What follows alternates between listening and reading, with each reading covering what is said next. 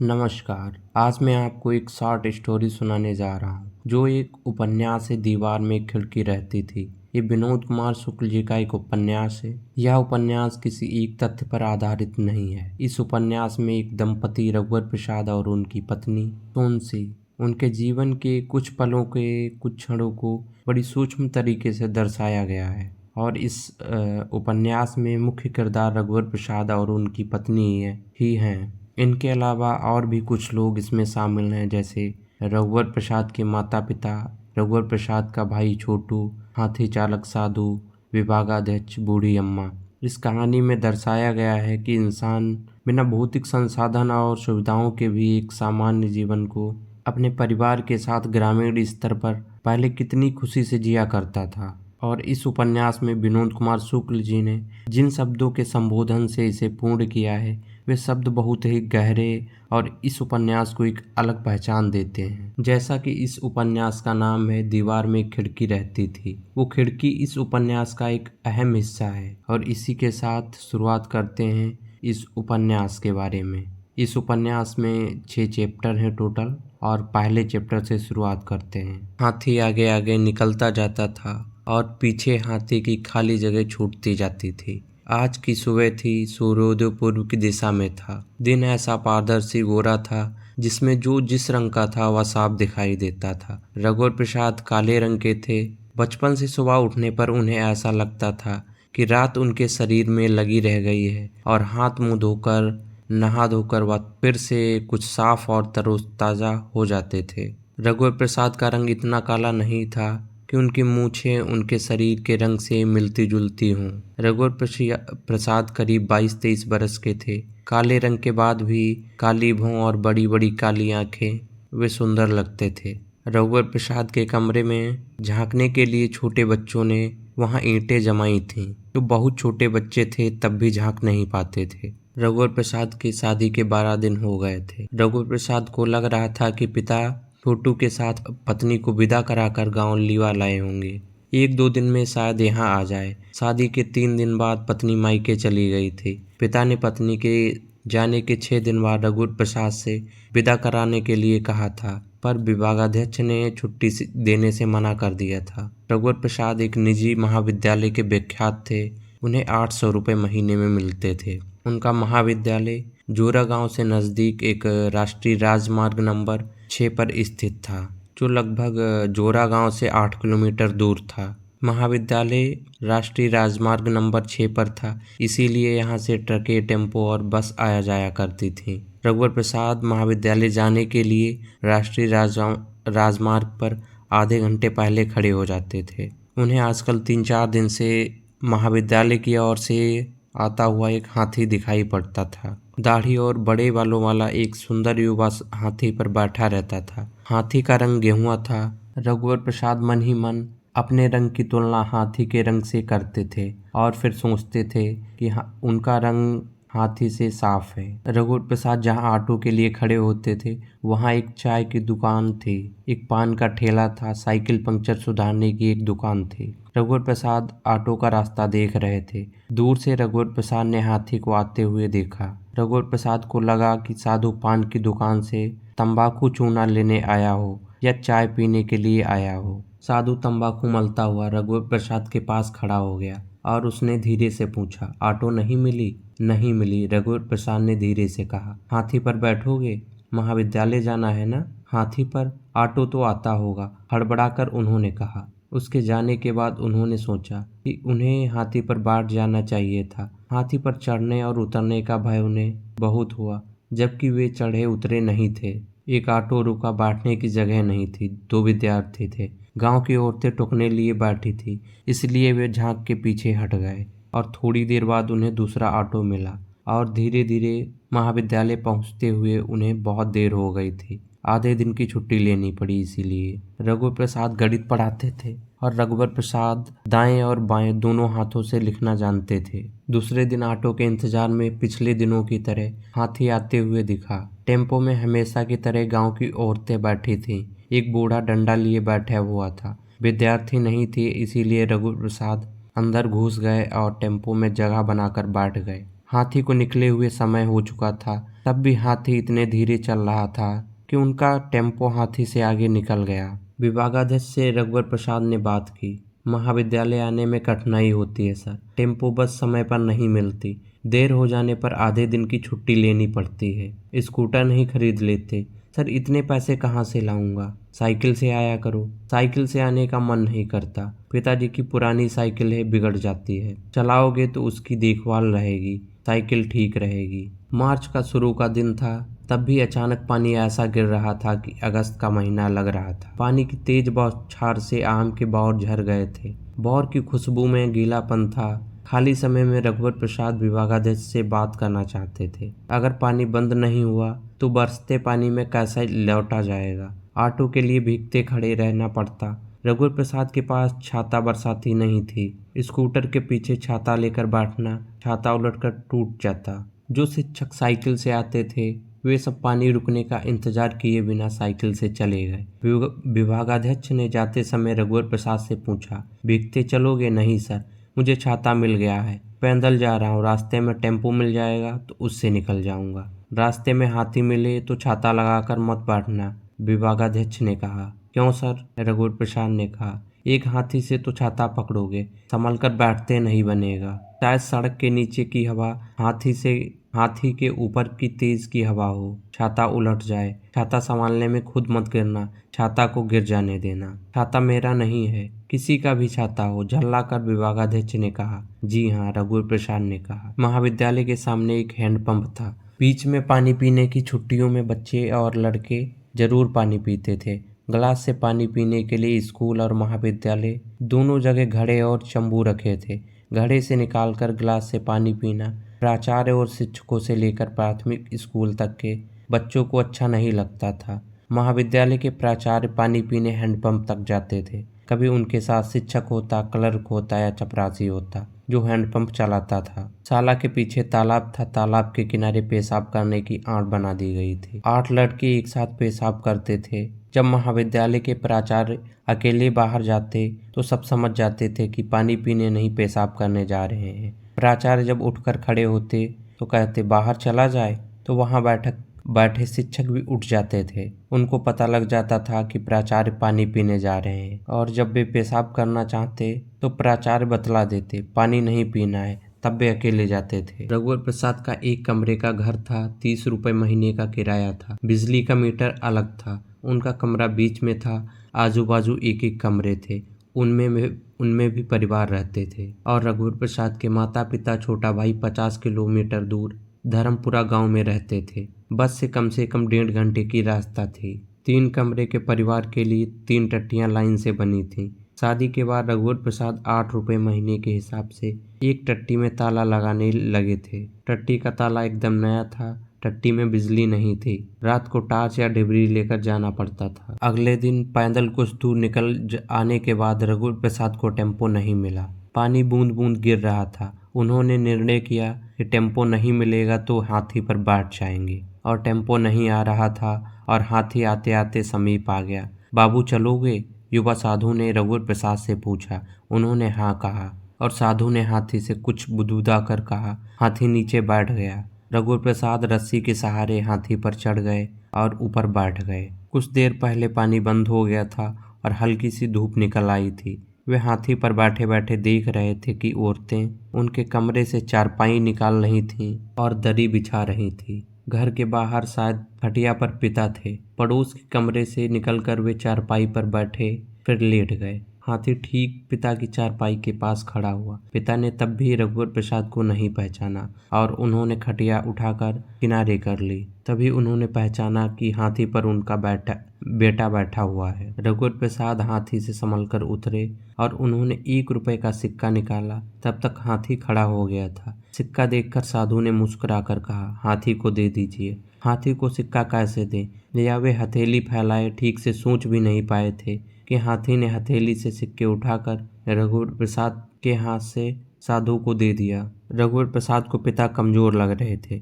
पिता से तबीयत के बारे में पूछेंगे तो अपनी सब बीमारियां बतलाने लगेंगे। तब रघुवर प्रसाद को घबराहट होने लगती थी। उसका वेतन अच्छा नहीं था कि एक पुत्र अपने पिता की किस तरह परवाह करता है। पिता की छोटी छोटी अपेक्षाओं के सामने वह असहाय हो जाता था कि वह एक अच्छा पुत्र नहीं समझा जा रहा है। रघुवर प्रसाद अंदर गए। पत्नी एक कोने में बैठी थी, गुड़िया बैठी थी। रघुवर प्रसाद की पत्नी ने उसे अपने साथ के लिए रोक लिया था। गुड़िया को देखकर रघुवर प्रसाद का मन हुआ उससे कहें, गांव में छोटू की मात्रा गुड़िया, पर नहीं कहा क्योंकि पिता क्या सोचेंगे, इसीलिए वह नहीं बोले। दिन के विदा होने के बाद बाहर से कुछ अधिक अंधेरा कमरे में हो चुका था। रघुवर प्रसाद ने सोचा अभी बत्ती ना जलाएं, 1 मिनट बाद जलाएं। पत्नी के पास जाकर उन्होंने धीरे से पूछा, चाय पी थी? पत्नी ने कुछ नहीं कहा। चाय पी थी? फिर उन्होंने पूछा, तब भी उसने कुछ नहीं बोला। तभी पिता ने खांसा और खांसने की आवाज के साथ उन्होंने खटका दबाकर बत्ती जलाई। उजाला होते ही पत्नी की चूड़ियों की आवाज हुई। वह दीवार की तरफ धीरे से घूम गई थी। लाख और कांच की ढेर सी बहुत सारी चूड़ियां पहने थी। तभी पत्नी ने उसकी तरफ इसलिए देखा कि क्या वह उसकी तरफ देख रहा है। पत्नी देख रही है। देखकर वह मुस्कुराई तो वह भी मुस्कुराई। एक कमरे का घर जानकर पिता जानबूझकर 8 बजे की बस से लौट जाना चाहते थे। रघुवर प्रसाद का मन था कि पिताजी अभी और रुकें। पिता ने बहुत थोड़ा खाना खाया। 7 बज गए थे। सड़क की बत्ती जल गई थी। आपकी तबीयत ठीक है? वह पूछ बैठा। हाँ ठीक है, दिखना कम हो गया है। बाएं आंख से तो बहुत कम दिखता है। दाएं आंख में जोत बाकी है, मोतियाबिंद हो रहा है। घुटनों में बहुत दर्द होता है। काम करने से थकावट लगती है। उठकर खड़े हो तो चक्कर आ जाता है। कमजोरी है, डॉक्टर को दिखा लेते। होम्योपैथी वाले को नहीं, अंग्रेजी वाले डॉक्टर को। अच्छा, दिखा दूंगा। रघुवर प्रसाद रिक्शा बुला लाए। बहू ने पैर छुए तो पिता ने आशीर्वाद दिया। आजू बाजू के कमरों से औरतें बच्चे झांक रहे थे। पिता के बैठने के बाद पिता का झोला लेकर रघुवर प्रसाद भी अंदर बैठ गए। बहू से बोल दो, दरवाजा अंदर से बंद कर ले। तुम्हारा घर बस्ती के एकदम बाहर है, सन्नाटा हो रहा है। और यहीं से पहले चैप्टर का अंत होता है और शुरुआत करते हैं दूसरे चैप्टर की। दृष्टि के जल से बुझकर सूर्य चंद्रमा हो गया था और अल्पना का बना हुआ कमल पानी में तैर रहा था। कुछ याद आने से अचानक रघुवर प्रसाद उठे। उन्हें चिड़ियों की चहचहाट और कोयल के कुकवाने की आवाज के बाद में गाँव में छुटू की मात्रा गुड़िया भी सुनाई दिया था। वे उठकर खड़े हो गए। पत्नी के घुटने के ऊपर खिंची साड़ी के ऊपर उन्होंने चादर डाल दिया था। उठो। उन्होंने पत्नी को प्यार से ऐसे उठाया जैसे यह कई वर्षों से रोज सुबह का सिलसिला था। वे टट्टी के ताले की चाबी ढूंढ रहे थे, उन्हें नहीं मिली। जिस जगह रसोई का सामान था वहां पर एक चुकिया में उन्होंने चाबी रखी थी। टट्टी की चाबी नहीं मिल रही है, उन्होंने पत्नी से पूछा। पत्नी ने सबसे अलग एक ईंट के ऊपर उस चुकिया को बताया। उसे लगा होगा कि चौके के सामान के साथ टट्टी की चाबी रखना उचित नहीं है, इसीलिए उसने चाबी को दूसरी जगह रख दिया और गृहस्थी के सामान इधर से उधर होने लगे थे। रघुवर की पत्नी ने घर के सामान अपने हिसाब से इधर उधर रखना चालू कर दिए थे। अप्रैल का पहला सप्ताह था। सुबह की हवा में बहुत ठंडक थी, बहुत थोड़ी सी ठंडक थी। हवा तेज चल रही थी। खिड़की से बाहर पैर लटकाकर रघुवर प्रसाद कूदे। फिर उन्होंने पत्नी की सहायता की। पड़ोसन अपनी खुली खिड़की से चिल्लाई, हाथी आया। बकरी के बच्चे के साथ खेलना छोड़ सारे बच्चे हाथी की तरफ दौड़ पड़े। रघुवर प्रसाद को लगा कि हाथी कुछ पहले आ गया है। वे पत्नी का हाथ पकड़े पकड़े खिड़की तक आए। पहले उन्होंने पत्नी को चढ़ाया, फिर वे कमरे में कूदे। हाथी आया। ते प्रफुल्लित पत्नी दरवाजे खोलने लगी। पत्नी ने दरवाजे को पूरा खोला जैसे हाथी घर के अंदर आ जाएगा। पल्ले की आड़ से उसने भारी भरकम हाथी देखा। फिर वह अंदर आ गई। रघुवर प्रसाद तैयार होते होते देख रहे थे कि हाथी सड़क के किनारे नग्न होकर पेशाब कर रहा था। हाथी पर बैठा साधु बीड़ी पी रहा था।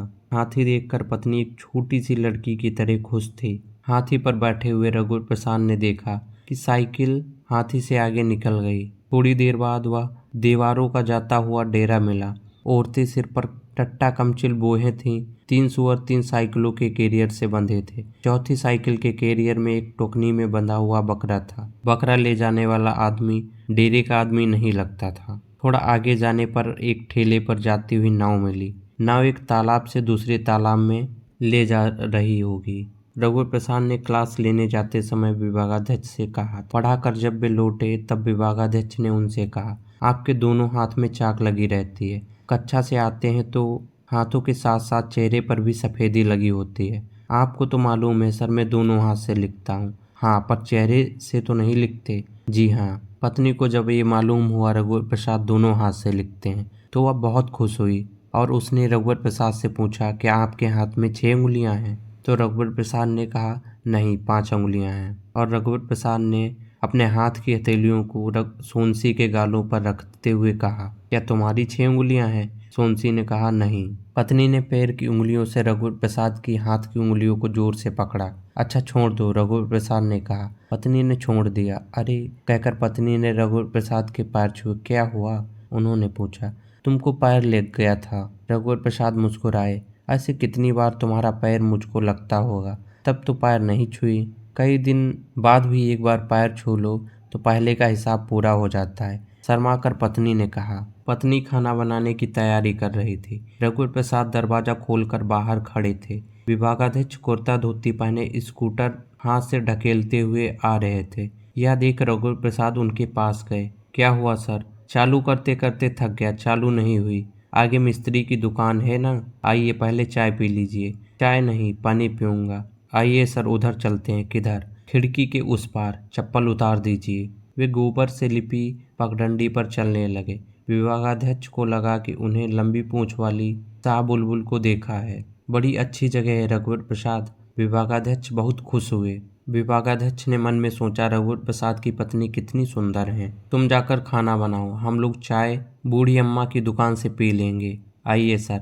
रघुवर प्रसाद दूसरी पगडंडी की तरफ बढ़ गए। यह पगडंडी भी गोबर से लिपी थी। पगडंडी में कहीं कहीं गोबर की पपड़ी के नीचे हरी दूब के गुच्छे निकल आए थे। छोटी सी चाय की दुकान थी। चूल्हे पर चाय बनती थी। बूढ़ी अम्मा चावल पछोर रही थी। बूढ़ी अम्मा, 2 चाय दे दो। बड़े सामने पत्थर पर बैठ गए। बूढ़ी अम्मा ने चूल्हे में लकड़ी छेना डालकर आग को परछाया और एक छोटी एल्युमिनियम की पतली से पतीली में चंबू से पानी डालकर चूल्हे में चढ़ाया। बूढ़ी अम्मा काले रंग की थी। पूरे बाल सफेद थे। चेहरा गहरी झुर्रियों से भरा था। झुर्रियां लकीरों जैसी थीं। 2 कप बसी में अम्मा ने चाय दी। मैं जाता हूँ, स्कूटर बनवाना है। तुम तो हाथी से जाओगे, आप भी चलिए, 2 आदमी उस पर आराम से बैठ सकते हैं। मैं क्यों जाऊं? विभागाध्यक्ष ने जवाब दिया। सुनकर पत्नी ने सोचा कि विभागाध्यक्ष के आशय होगा। आपका हाथी है, आप जाइए, मेरा जाना उचित नहीं है। स्कूटर यहीं खड़े रहने दीजिए, मैं मिस्त्री को बुला लाता हूँ। नहीं, मैं बुला लाता हूँ। खिड़की से आकाश दिखता था, इसीलिए खिड़की से झांकते हुए बच्चे आकाश से झांकते हुए लगते थे। वे छोटे छोटे देवता की तरह खिड़की से कूदकर अंदर आना चाहते थे। ईंटों का चबूतरा ऊंचा नहीं था। बच्चे इतने बड़े नहीं हुए थे। पत्नी कंघा करते करते थक गई थी। उसके बाल लंबे और घने थे।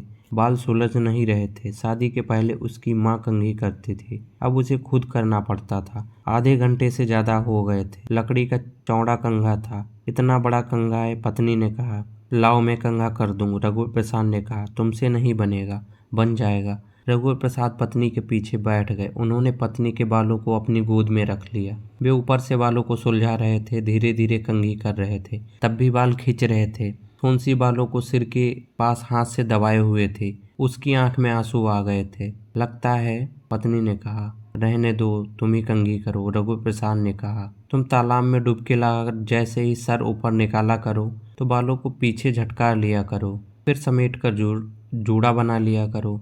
इससे बाल अरझेंगे नहीं। रघुवर प्रसाद ने कहा। कौन बताया? किसी ने नहीं। पानी के अंदर बाल सुलझाकर तिरा जाते हैं। एकदम सुबह का सूर्य बाईं तरफ तालाब में था। सूर्य के बाद तालाब में रघुवर प्रसाद थे, फिर सोनसी थी। सोनसी डुबकी से निकलते ही बालों को पीछे झटकारती तो एक अर्धचक्र बनाती हुई बूंदें बालों से उड़ती। तब रघुवर प्रसाद को उन बूंदों की तरफ इंद्रधनुष दिखाई देता था। सोनसी के गीले बालों को झटकाने से क्षण भर को इंद्रधनुष बन जाता था। बूढ़ी अम्मा चाय लिए हुए धीरे धीरे आ रही थी। बूढ़ी अम्मा के आगे आगे आता हुआ एक बड़ा बंदर तालाब के किनारे एक पेड़ पर चढ़ गया। सोनसी, चलो, रघुवर प्रसाद ने बूढ़ी अम्मा को आते हुए देखकर कहा। सोनसी आखिरी डुबकी लगाकर निकली और बालों को पीछे झटकार कर समेटा जूड़ा बनाया। अब बाल आसानी से सुलझ जाएंगे, सोनसी ने कहा। हाँ, अब बाल आसानी से सुलझ जाएंगे, रघुवर प्रसाद ने कहा। चाय रखकर बूढ़ी अम्मा चली गई। एक दूसरे के उतरे कपड़ों से दोनों ने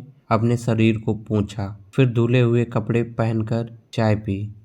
और यहाँ से शुरुआत होती है तीसरे चैप्टर की। दोनों जागे थे और सब कुछ नींद में झूम रहा था। तालाब नींद में तालाब था। आकाश नींद का आकाश था। बूढ़ी अम्मा सोनसी के लिए एक टोकनी में केसरवा और कांदा और दूसरी में तेंदूफल बंदरों से बचा कर रखे थे। सोनसी ने आंचल में थोड़े केसरवा और कांदा और कुछ तेंदूफल खोस लिए थे। रास्ते भर दोनों ने केसरवा कांदा दांतों से छीलते खाते आए। कमरे की खिड़की के पास दोनों खड़े हो गए। दोनों छोटे छोटे बच्चों की तरह अपना कमरा झांकने लगे। कमरे में वे नहीं थे। मैं कहाँ हूँ?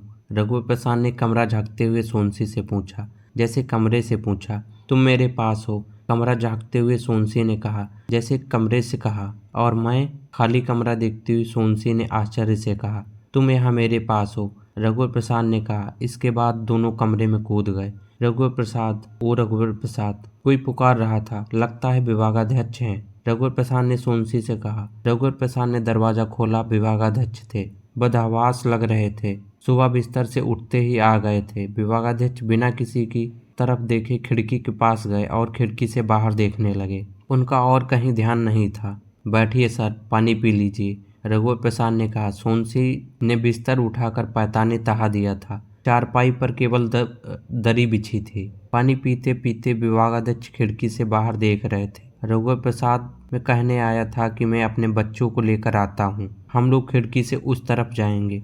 जी सर, पर महाविद्यालय का समय हो रहा है। आज दशहरे की छुट्टी है। 15-20 मिनट में आता हूँ, या नहा धोकर आऊँगा। नहाने में देरी हो जाएगी तो खिड़की के तालाब में नहा लूँगा। खिड़की के पेड़ों में आज के दिन नीलकंठ देख लेंगे। देर तक दोनों कमरे में विभागाध्यक्ष का रास्ता देखते रहे। विभागाध्यक्ष नहीं आए, हाथी नहीं आया। पत्नी थककर जमीन पर लेट गई। लगता है विभागाध्यक्ष को नीलकंठ दिख गया है। चलो हम भी चलें। चलो, रघुवर प्रसाद ने कहा। जब घर से आए तो देखा छोटू वहां बाहर साफ इस्त्री की हुई धोती कुर्ता पहने खड़ा था। रिक्शे से भैया को उतरते देख छोटू रिक्शे की तरफ दौड़ा और चिल्लाता गया, अम्मा, भैया, भाभी। और छोटू ने भैया भाभी के पैर छुए। कितनी देर हो गई तुम लोगों को? भाभी ने पूछा। बहुत देर हो गई। पिताजी चारपाई पर लेटे थे। वहीं बोरे पर बैठी अम्मा गांव से लाई हुई बरबट्टी काट रही थी। सोनसी और रघुवर प्रसाद ने अम्मा के पैर छुए। रघुवर प्रसाद पिता का पैर छूने वाले थे तो पिता ने कहा, रुक जाओ, उठकर बैठ जाने दो।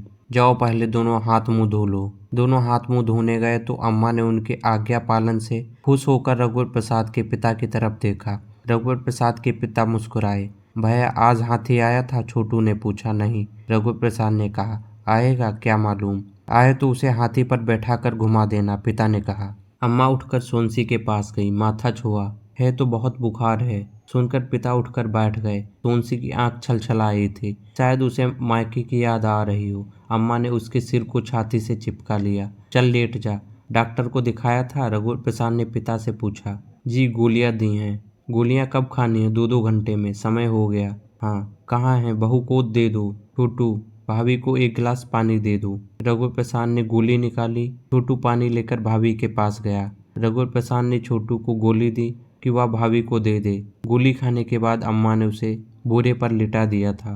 सोनसी की पिछोरी रखी थी, उसको उड़ा दिया था। सोनसी का बुखार उतर गया था। हाथ मुंह धोकर माँ के कहने से उसने खाना खाया तो उसको और अच्छा लगा।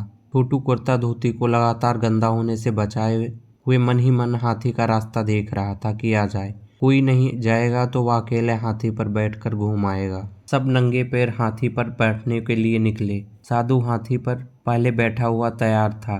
पास पड़ोस के लोग भी बच्चों सहित अच्छे कपड़े पहने हुए रावण भाटा जाने के लिए तैयार थे। जा रहे लोग थोड़ी देर के लिए हाथी के पास रुक जाते थे। जा रहे लोग रंग बिरंगी साड़ी कपड़े पहने थे। हाथी पर चढ़ने के पहले रघुवर प्रसाद और सोनसी ने पिता और अम्मा के पैर छुए। हाथी नहाया धोया और सजाया हुआ लग रहा था। जब हाथी आगे बढ़ा तो अम्मा ने कहा, कितनी अच्छी जोड़ी है। छोटू लक्ष्मण लगता है। पिता ने कुछ नहीं कहा। पिता की चप्पल बाहर थी। कमरे के अंदर एक खोखा था। इस खोखे के अंदर जूता चप्पल रखे जाते थे। पिता को चप्पल घर के अंदर लाना अच्छा नहीं लगता था। रघुवर प्रसाद जूता बाहर उतार कर हाथ में लेकर खोखे में रख देते थे। अम्मा चप्पल नहीं पहनती थी। गांव के घर के बाहर एक बाल्टी रखी होती थी। घर के अंदर आने के पहले पैर धोकर आना पड़ता था। छोटू चप्पल खरीद लेता पर बहुत कम पहनता था। छोटू के सामने सड़क का एक कुत्ता पिता की एक चप्पल उठाकर भाग गया। छोटू हट हट कहता हुआ कुत्ते के पीछे दौड़ा, लेकिन कुत्ता जोर से भागा और खेत की झाड़ियों में घुस गया। छोटू की आवाज सुनकर रघुवर भी दौड़े। क्या हुआ? कुत्ता पिता की चप्पल लेकर भाग गया। किधर गया? उधर कहीं झाड़ियों में घुस गया। दोनों ने झाड़ियों में चप्पल को ढूंढा, चप्पल कहीं नहीं मिली तो लौट आए। एक अकेली चप्पल थी। पिता आए तो छोटू ने कहा, कुत्ता आपकी एक चप्पल ले गया। अरे, हम दोनों ने चप्पल ढूंढी लेकिन मिली नहीं। आपसे कहा था अंदर खोखे में रख दीजिएगा, नहीं माने। मिल जाएगी, अम्मा ने कहा। अम्मा के कंधे पर धुले हुए कपड़े थे। पिता छोटू के साथ चप्पल ढूंढने गए। पीछे पीछे रघुवर भी गए। चप्पल नहीं मिली। चप्पल का खो जाना पिता को अखर रहा था। फिर भी रघुवर की माँ ने उनसे कहा, 6 महीने हो गए थे, बहुत दिन पहन ली। रघुवर प्रसाद ने कहा, सोनसी तुम्हारे पास पैसे होंगे, पिता के लिए चप्पल ले आते हैं। 25 रुपए हैं, हो जाएगा? हाँ, हो जाएगा, मेरी माँ ने दिए थे, सोनसी ने कहा। रघुवर प्रसाद खुशी खुशी छोटू को साथ लेकर चला गया। नाप के लिए पिता की पुरानी चप्पल ले गया। रघुवर प्रसाद पिता की चप्पल पतलून की जेब के अंदर घुसाए थे। चौथाई चप्पल बाहर दिख रही थी। गोल बाजार में चप्पल जूते की दुकानें ऐसी लगी थीं कि चप्पल जूतों की दरी के ऊपर ढेरी लगी थी। दोनों ने मिलकर पिता के नाप की काले रंग की चप्पल छांटी। जेब में पिता की पुरानी चप्पल रघुवर प्रसाद रखे थे। नई चप्पल अखबार से लिपटी छोटू के पास थी। वह नंगे पांव थिरक रहा था। चप्पल देखकर अम्मा सोनसी बहुत खुश हुए। चप्पल को खिड़की के नीचे छोटू ने रख दिया। पिता का ध्यान चप्पल की तरफ नहीं जा रहा था। सोनसी से रहा नहीं गया और उसने चप्पल उठाई और पिता के सामने रख दी। अरे, किसकी चप्पल है? पिता ने पूछा। फिर गुस्साए, नाप के लिए मुझे ले जाना था साथ में। नाप के लिए आपकी एक बची हुई चप्पल लेकर गए थे, रघुवर प्रसाद ने कहा। अच्छा, कहकर पिता मुस्कुराए। उन्होंने चप्पल पहनी और वह एकदम ठीक थी। वे चप्पल पहने कमरे में घूमते खड़े रहे। बाहर से थके आए थे। अम्मा ने कहा, खटिया पर बैठकर सुस्ता लो। थका नहीं हूँ, पिता ने कहा। लेटना मत, चप्पल पहने बैठे रहना, अम्मा ने कहा। रघुवर की माँ की सलाह को पिता ने मान लिया। वे चारपाई पर बैठ गए। चप्पल पहने हुए उनके पैर अच्छे लग रहे थे। इतने में रघुवर की माँ पास आकर बैठ गई और चप्पल को देखते हुए पूछी, अच्छी है? हाँ। तभी उन दोनों का मन हुआ खिड़की से उस पार जाने को। चलो, चप्पल उतार कर पिता ने कहा। सहारा देने के लिए रघुवर प्रसाद खिड़की से दूसरी तरफ चला गया था। पिता स्टूल के सहारे खिड़की की चौखट पर बाहर पैर लटका कर बैठ गए। रघुवर ने नीचे उतार लिया। स्टूल पर पैर रखकर अम्मा चढ़ी तो सोनसी ने सहारा दिया। रघुवर ने माँ को संभाल कर नीचे उतार लिया। वहाँ उतने में ही इतना अच्छा लगा कि पिता आगे चल पड़े थे। पीछे पीछे माँ थी। बूढ़ी अम्मा की झोपड़ी दिखी। जब वे वहाँ पहुँचे तो एक बंदरिया पेट में बच्चा चिपकाए अचानक कूदते हुए बरगद के पेड़ पर चढ़ गई। अभी डूबते हुए सूर्य का प्रकाश हो रहा था। इधर सूर्य का इस तरह डूब रहा था जैसे यह पश्चिम की जगह है, पूरा पश्चिमी। डूबते सूर्य से हल्का लाल प्रकाशित हो रहा था। डूबते सूर्य का प्रकाश इतना था कि सूर्य यहीं कहीं आसपास डूब रहा है और उसका डूबना बहुत देर से डूबना था। सूर्य का डूबना ठहरा हुआ डूबना था और आसपास और दूर दूर से पक्षी इधर के पेड़ों की तरफ लौट रहे थे। यह पूरी जगह अभी बसेरे की जगह में बदल रही थी। बूढ़ी अम्मा ने दोनों के लिए चाय बनाई। रघु की माँ ने सहायता की। चाय जल्दी बन गई थी। चाय पीकर दोनों पगडंडी पगडंडी घूमते रहे। अम्मा, पिता और छोटू को गए हुए 2 दिन हो गए थे। छोटू का रुकने का मन था पर पिता छोटू को साथ ले जाना चाहते थे। जाने का मन न हो तो तुम रुक जाओ, रघुवर के पिता ने उनकी माँ से कहा। छोटू ने भैया भाभी के पैर छुए। रघुवर ने पिता और अम्मा के। तुलसी ने भी पिता और अम्मा के पैर छुए। बस के जाने के बाद भी रघुवर प्रसाद वहीं आसपास घूमते रहे। फिर थोड़ी देर बाद घर आए। हाथी आया। बाहर आवाज आ रही थी। रघुवर प्रसाद ने दरवाजा खोला। हाथी दूर था। मैं जाता हूँ, कहकर हाथ में जूता पकड़े नीम के पेड़ के नीचे जाकर खड़े हो गए। हाथी आया। रघुवर प्रसाद जूता लिए हाथी पर बैठ गए। शाम को रघुवर प्रसाद जब लौटे तो उन्होंने साधु से चाय पीकर जाने के लिए कहा। यहाँ से चौथा चैप्टर शुरू होता है। पेड़ों के हरहराने की आवाज में चिड़ियों के चहचहाने की आवाज बैठी थी। रघुवर प्रसाद सोकर उठे तो वे भूल गए कि आज कौन सा दिन था। 7 दिनों के सप्ताह में एकाध दिन कौन सा हो जाता था या कौन सा दिन है, कभी थोड़ा कभी पूरा बीत जाता था। बिना दिन का पता चले कि मंगलवार है या बृहस्पतिवार, काम हो जाता था। यद्यपि यह कौन सा दिन है किसी भी दिन जैसा था, पर आज का दिन था। इस दिन में कौन से दिन की आज की सुबह थी, कौन से दिन के आज के पेड़ थे, पर आज के पेड़ वही पेड़ थे। सब कुछ वही था और दिन मालूम नहीं था। महाविद्यालय जाते समय रघुवर प्रसाद खिन्न थे। हाथी के आने के समय के समीप आते जाने के कारण उनकी खिन्नता बढ़ रही थी। उनका मन हाथी से जाने को नहीं हो रहा था। अगर उन्हें कोई यह खबर देता कि हाथी आज नहीं आएगा तो वे इससे छुटकारा पा जाते।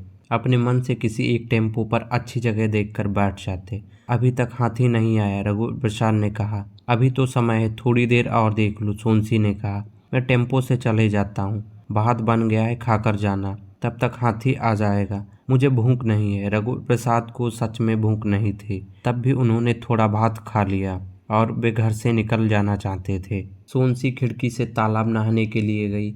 बूढ़ी अम्मा तल की नदी में सोने के कणों के लिए रेत छानती हुई खड़ी थी। जब झाड़ने बुहारने जैसा कोई काम नहीं होता तब वह तल की नदी में कठुआ की थाली लेकर खड़ी हो जाती थी। कठुआ की थाली में रेत भरकर वह नदी के बहते जल में रेत को धोती और छानती थी। झुके झुके जब कमर दुखने लगती थी तो नदी में बैठ जाती थी। वह सोने की कड़ बीनती, तब नदी के किनारे बंदर इधर उधर चट्टानों में बैठे रहते। कभी एक दो बंदर बूढ़ी अम्मा के पास आकर पानी में रेत खगालने लगते। बूढ़ी अम्मा पानी उछालकर या नदी से पत्थर उठाकर बंदर को भगा देती थी। बूढ़ी अम्मा को पत्थर उठाते देख बंदर तुरंत भाग जाते थे। बहुत रेत खगालने के बाद सोने का एक आध कण मिल जाता था। कभी कभी गेहूं जितना सोने का कण मिल जाता था। बूढ़ी अम्मा, पानी में अधिक देर खड़ी मत रहा करो, सोनसी ने जाते जाते कहा। नहाकर घर आना, बूढ़ी अम्मा ने कहा, जैसे थक गई हो। हाँ, सोनसी ने कहा। बूढ़ी अम्मा ने काली चिक्कट कठुआ की पेटी में से कपड़े से बंधी एक पोटली निकाली। वह सोनसी के सामने नीचे बैठ गई। उसने पोटली खोली। एक जोड़ी सोने के कड़े थे। बूढ़ी अम्मा ने सोनसी को कड़े पहनाए। कड़े पहनकर चोरी चोरी कड़े को देखते हुए सोनसी ने पूछा, अब जाऊं? जाओ। सुनते ही गीले कपड़े उठाते हुए सोनसी उछलते कूदते भाग गई। चूड़ियों के साथ कड़े खड़खड़ बज रहे थे। एक जगह रास्ते में रुककर सोनसी ने अच्छे से कड़ों को निहारा। वही झाड़ियों पर उसने गीले कपड़े फैला दिए, भागते हुए आ गई। रघुवर प्रसाद उसी साइकिल से आए थे। साइकिल किसकी थी या पता नहीं था। विभागाध्यक्ष ने रघुवर प्रसाद से कहा था, एक दिन और अपने पास रख लो, फिर कार्यालय में जमा करा देंगे। लावारिस साइकिल की खबर महाविद्यालय और प्राथमिक शाला दोनों को थी। साइकिल शिक्षक या विद्यार्थी किसी की नहीं थी। रघुवर प्रसाद जल्दी आ गए थे। साधु हाथी लेकर रघुवर प्रसाद को लेने के लिए महाविद्यालय गया था। रघुवर प्रसाद के न मिलने से साधु निराश हुआ था। शाम को वह नहीं आया। सोनसी ने रघुवर प्रसाद को घर के सामने हाथी छोड़कर चले जाने की बात बताई थी। रघुवर प्रसाद ने विभागाध्यक्ष से पूछा, सर साइकिल किसकी है या मालूम पड़ा?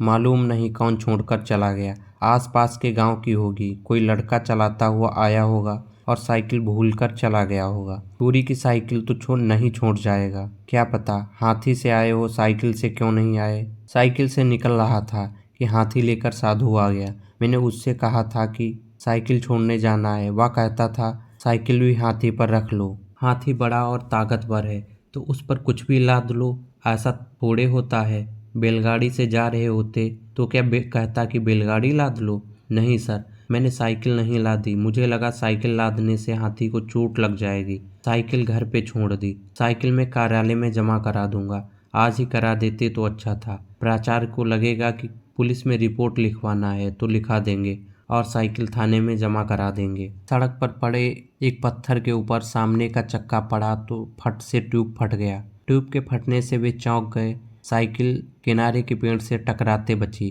खाने का डब्बा झूले में था और हैंडल में टंगा था, इसीलिए गिरने से बच गया। टेम्पो वाली जगह से वे बहुत आगे निकल गए थे। साइकिल पैदल लेकर लौटने के अलावा कोई चारा नहीं था। पंचर सुधारने वाला वहीं रहता था। पंचर सुधारने वाले के पास काम नहीं था। वह रघुवर प्रसाद को पहले से पहचानता था। उसने कहा, समय लगेगा, स्पूक ढीला है, साइकिल का रिम कुछ सीधा करना पड़ेगा, चिमटा के छर्रे बदलने होंगे।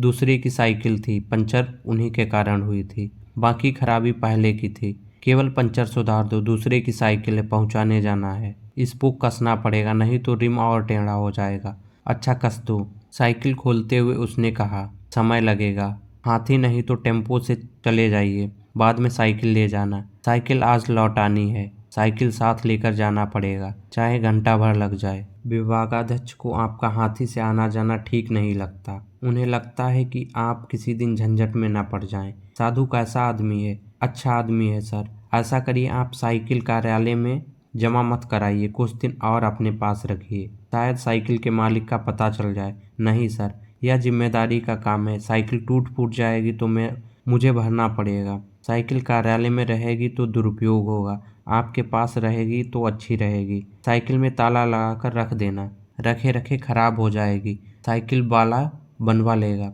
साइकिल वाले का कब तक रास्ता देखेंगे? कुछ दिन और देख लेते हैं सर। साइकिल थाने में जमा करा देना ठीक होगा। ज़्यादा दिन तक यहाँ रखना ठीक नहीं है। हो सकता इस साइकिल की चोरी की रिपोर्ट थाने में दर्ज हो, चोर यहाँ छोड़ के चला गया हो। ठीक कहते हैं सर।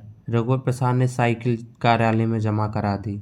चैप्टर 5। रात के बीतने से जाता हुआ अंधेरा शायद हाथी के आकार में छूट गया था। ज्यों-ज्यों सुबह होगी, हाथी के आकार का अंधेरा हाथी के आकार की सुबह होकर बाकी सुबह में घुल मिल जाएगी। एकदम बिहनिया जब रघुवर प्रसाद की नींद खुली, सोनसी बिस्तर पर सो रही थी। रघुवर प्रसाद उठे। कमरे में अधिक अंधेरा था। खिड़की से बाहर सुबह का कम अंधेरा था। रघुवर प्रसाद दरवाजा खोलकर बाहर आए। सड़क की बत्ती गुल थी, रात से नहीं जली थी। रघुवर प्रसाद दरवाजे की देहरी पर बैठ गए। उन्हें लगा कि नीम के पेड़ के नीचे अंधेरा अधिक है। नीम के पेड़ के नीचे का अधिक अंधेरा हाथी के अंधेरे के आकार का था। रात के बीतने से जाता हुआ यह अंधेरा शायद हाथी के आकार में छूट गया था। ज्यों-ज्यों सुबह होगी, हाथी के आकार का अंधेरा हाथी के आकार की सुबह होकर बाकी सुबह में घुल मिल जाएगी। परंतु रघुवर प्रसाद ने देखा कि जो सुबह हो रही थी और उजाला फैल रहा था, हाथी के आकार का स्पष्ट अंधेरा हो रहा था। पर रघुवर प्रसाद सोचते रहे और पूरी सुबह हो गई। पूरी सुबह में वह सचमुच का हाथी था। हाथी पर साधु नहीं था। तब तक सोनसी उठकर आ गई थी। उसने भी हाथी को देखा। साधु हाथी छोड़कर चला गया हो सकता है, सोनसी ने कहा। उसे अभी पूरा विश्वास था कि साधु पास की गली में शायद हो। फिर उसने आशा छोड़ दी। एक न एक दिन यही होना था। पड़ोसियों को मालूम होगा तो गुस्सा होंगे। अभी साधु के आने की आशा है, मुझे नहीं लगता। तोते का पिंजड़ा उसने पड़ोसी को दे दिया। पिंजड़ा हम रख लेते, हाथी कैसे संभालेंगे? हाथी की देखभाल मैं कर लूंगी, तुम चिंता मत करो, सोनसी ने कहा। साधु हम लोगों को हाथी की देखभाल सिखा देता तो अच्छा था। चाय पीते हुए रघुवर प्रसाद ने सोनसी से कहा, तुम 4 बाल्टी पानी से हाथी को नहला देना, सोनसी ने कहा। फिर हंसिया लेकर पेड़ की डाल काट लेना। आज महाविद्यालय की छुट्टी ले लेता हूँ। साधु कहाँ रहता है यह भी तो मालूम नहीं है, शायद बीमार हो। बीमार होता तो हाथी घर पर रखता, यहाँ क्यों छोड़ कर जाता? वह अपनी देखभाल कर लेगा, पर हाथी की देखभाल करते नहीं बनेगा। चाय पीकर मैं देखता हूँ कि पेड़ पर छुपकर बीड़ी पीने वाला लड़का पेड़ पर है या नहीं। उससे पूछेंगे कि साधु को हाथी लाते हुए देखा था, साधु किधर गया? इतनी सुबह लड़का आया होगा, बीड़ी पीने की तलब लगी होगी तो आया होगा। हंसिया भी साथ ले जाओ, उससे कहना कि पेड़ की डाल काट दे। पेड़ पर तो चढ़ा है, तुम पेड़ की डाल यहाँ ले आना। हाँ, यह ठीक रहेगा। सोनसी ने हंसिया लेकर रघुवर प्रसाद के किनारे से बढ़े पैजामा बनियान पहने थे, परंतु हाथी ने उनको देख लिया। हाथी धीरे धीरे उनके पीछे हो लिया। सोनसी देख रही थी, वह डरी नहीं। पेड़ पर चढ़े हुए लड़के ने रघुवर प्रसाद को बताया, हाथी उनके पीछे पीछे आ रहा है। रघुवर प्रसाद ने मुड़कर देखा। वे पेड़ के नीचे गए। उन्होंने लड़के से पूछा, तुम यहाँ कब से हो? मैं यहाँ बहुत पहले से हूँ, नींद खुल गई थी। साधु को हाथी छोड़कर जाते हुए देखा था? हाँ, उसने हाथी को प्यार किया था। किधर गया? इधर, उसने इशारे से बताया। अच्छा, तुम हाथी के लिए पेड़ की पतली डाल तोड़ दोगे? हाथी भूखा है, मैं हंसिया लाया हूँ। लड़का पेड़ की डाल काट कर गिराने लगा। रघुवर प्रसाद पीछे हट गए। पेड़ की डालों को देखकर हाथी समझ गया यह उसके लिए है। हाथी उसकी तरफ बढ़ा। हाथी को खाता देख रघुवर प्रसाद और सोनसी बहुत खुश हुए। लड़का भी बहुत खुश था। रघुवर प्रसाद ने लड़के से कहा। लड़का नीचे उतर आया। वह अपने हाथ से हाथी को खिलाने लगा। रघुवर प्रसाद भी खिलाने लगे। पड़ोस में ताला बंद था, इसलिए अच्छा था। घर के सामने एक छुट्टा हाथी से खतरा हो सकता था। उसकी हल्की टक्कर से दीवार भरभरा कर गिर सकती थी। उसकी समझदारी पर एक सीमा तक विश्वास किया जा सकता था। विभागाध्यक्ष किनारे से रघुवर प्रसाद के पास आए। साधु कहाँ गया? विभागाध्यक्ष ने पूछा। नहीं है, हाथी छोड़कर चला गया, रघुवर प्रसाद ने झेपते हुए कहा। क्या इसीलिए छुट्टी ले रहे हो? जी सर, हाथी की देखभाल के लिए। कब तक देखभाल करोगे? 1-2 दिन बस, फिर जंगल विभाग को दे दूंगा। क्या मुझे पुलिस को खबर कर देनी चाहिए? आगे फौजदारी का मामला बन सकता है। हाथी तोड़फोड़ करे, लोग तुम पर मुआवजे का मुकदमा दायर कर सकते हैं, झगड़ा कर सकते हैं। परंतु सोचो तो परेशानी है। भूल जाओ, घर के सामने हाथी है। हाथी तुम्हारा जिम्मेदारी कैसे हो गई? सड़क पर पड़ा हुआ पत्थर जब जिम्मेदारी है, कि उसे हटा देना चाहिए। या तो हाथी है सर, मेरा परिचित है, एक बड़ा जीव है, कुछ न कुछ करना होगा। दो एक दिन देखूंगा कि साधु आ जाए।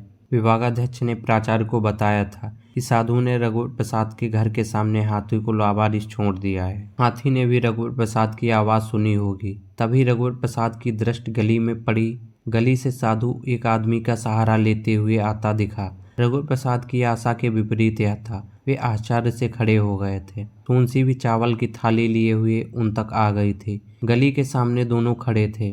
साधु ने सोनसी को हाथ जोड़कर प्रणाम कहा। अब तबीयत ठीक है? सोनसी ने पूछा। हाँ, सिर झुकाए हुए साधु ने कहा। साधु लज्जित था कि वह हाथी छोड़कर जाने का अपराधी है। वह हाथी पर बैठकर जाने को हुआ।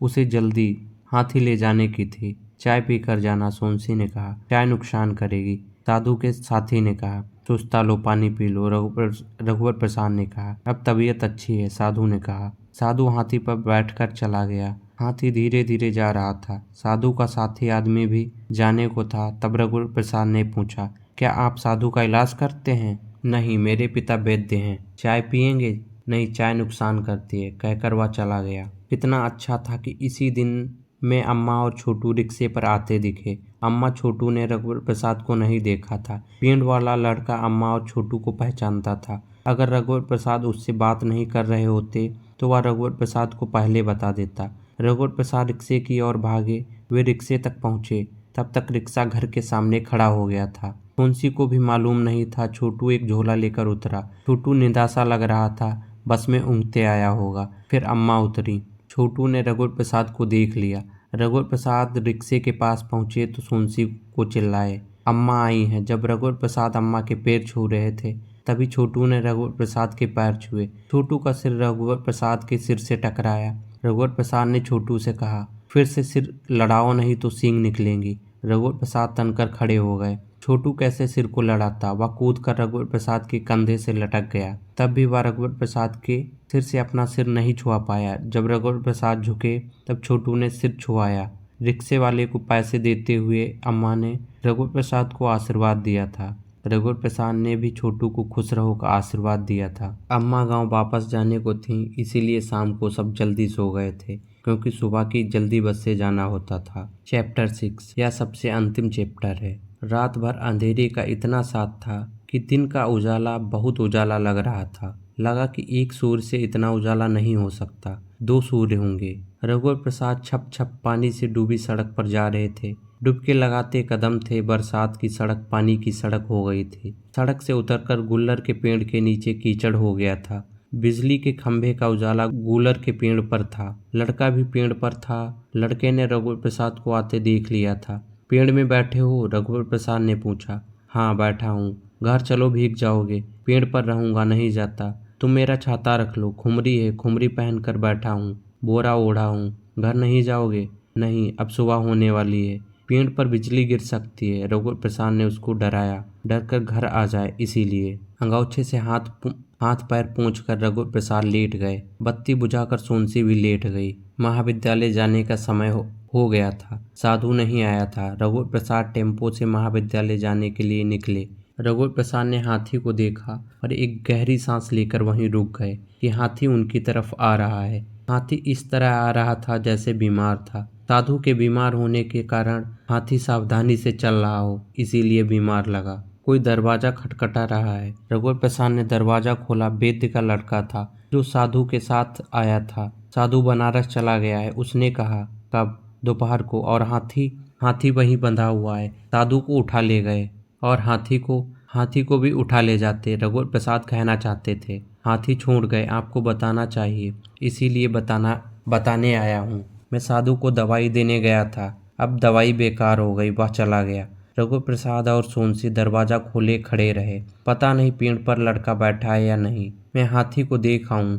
कुछ देर बाद रघुवर प्रसाद ने कहा, अभी रात है, कल सुबह चले जाना, अभी देख लेता हूँ। मैं भी चलूं? तुम क्या करोगी जाकर? यहीं रहो, हाथी हमारे घर के सामने छोड़ जाता, पत्नी ने कहा। उसे अचानक जाना पड़ा होगा। हाथी उसने छोड़ा नहीं, छूट गया। हाथी तो घर के सामने छोड़ जाता। जा रहा हूँ। पेड़ पर लड़के को देखा, देख लेना, जाग रहा तो उसे साथ ले जाना। हाथी भूखा होगा तो पेड़ की डाली काट देगा। हंसिया दूं? नहीं, पहले देख लूं। अगर होगा तो हसिया ले जाएंगे। रघुवर प्रसाद खैरागढ़ बाड़ा की तरफ चल पड़े। सोनसी घर के अंदर चली गई थी। कौन नहीं है, रघुवर प्रसाद ने सुना था, पर उन्होंने जवाब नहीं दिया था। रघुवर प्रसाद समझ गए थे कि किसी और ने यह सुना है, कि शायद उसे कहा गया है, इसीलिए उसने पूछा। उस आदमी को कौन नहीं है का जवाब नहीं मिला था। उसे उत्सुकता हुई कि कौन नहीं है, उसे वह जान जाता। खैरागढ़ बाड़े में अंधेरा लग रहा था। बहुत अधिक अंधेरे की तरह दिखते हुए खंडहर, पेड़, झाड़ी और हाथी को रघुवर प्रसाद देख रहे थे। वे हाथी की ओर बढ़े। हाथी रघुवर प्रसाद की आहट को पहचान गया। जंजीर से बंधा था। आसपास बरगद की डाली बिखरी थी। रघुवर प्रसाद हाथी के सामने थे। हाथी रघुवर प्रसाद के पास बढ़ना चाहता था। जंजीर पीछे के पैर में थी। रघुवर प्रसाद पीछे गए, जंजीर के पास वाले पैर के किनारे गए। वे हिम्मत कर फंसे हुए अकौड़े को निकालने की कोशिश करने लगे। हाथी का पैर तना हुआ था, इसीलिए अकौड़ा कड़ा था, नहीं निकल पा रहा था। सामने के पैर में जंजीर बंधी होती तो खोलने में डर लगता कि सूंड से पकड़ न ले। पैर ढीला हुआ, हाथी पीछे घूमना चाहता होगा। रघुवर प्रसाद ने जोर लगाकर अकौड़े को निकाल दिया। वे पीछे हट गए। हाथी अब बंधा नहीं था। रघुवर प्रसाद पीछे और हट गए। वे हाथी के सामने आए, फिर लौट पड़े कि हाथी उनके पीछे आ जाएगा। तुलसी दरवाजा खोलकर कुछ देर खड़ी रही। हाथी नहीं था, हाथी भी नहीं दिख रहा था। सड़क की बत्तियों के उजाले में वह दूर से दिख सकता था, अगर सड़क से आता। हाथी नहीं आ रहा था, सोनसी ने कहा। रघुवर प्रसाद भी देखने लगे। कुछ देर बाद दोनों अंदर आ गए। दोनों का मन होगा, आने का मन होगा तो आ जाएगा। दोनों रात भर सोए नहीं, बीच बीच में उठकर देखने के लिए बाहर आ जाते थे। हाथी घर नहीं आया था। सुबह होते ही रघुवर प्रसाद खैरागढ़ बाड़े गए। वहां आसपास हाथी नहीं था। पिता की चिट्ठी फिर आई थी कि बहू को पहुंचा दो। यह भी लिखा था कि रघुवर प्रसाद को छुट्टी ना मिले तो बस बहू को बस में अकेली बैठाल देना। सोनसी अकेले जाने के लिए तैयार थी। सोनसी ने खुशी खुशी तैयारी की। एक छोटी टीन की पेटी और एक छोटा झोला, इतना सामान था। सोनसी अकेले जा रही थी। रघुवर प्रसाद रिक्शा बुला लाए। रघुवर प्रसाद ने सोनसी के खर्च के लिए 20 रुपए दिया था, अम्मा को देने के लिए 50 रुपए। रिक्शे में बैठने के पहले सोनसी ने रघुवर प्रसाद का हाथ पकड़कर पूछा, गुस्सा हो नहीं तो? रघुवर प्रसाद ने कहा। सोनसी सोने का कड़ा पहने थी, चूड़ियों से हाथ भरा था, पैर की उंगलियों में बिछिया थी। आज के दिन भी सोनसी की याद आ रही थी। आते जाते लोगों, पेड़ों, मकानों, सड़क, आवाजों को देखते हुए सुनते थे, पर सोनसी की याद आ जाती थी। सोनसी की बस शाम को आने वाली थी, रास्ते में खराब हो गई थी। 3 घंटे बनने में लगे।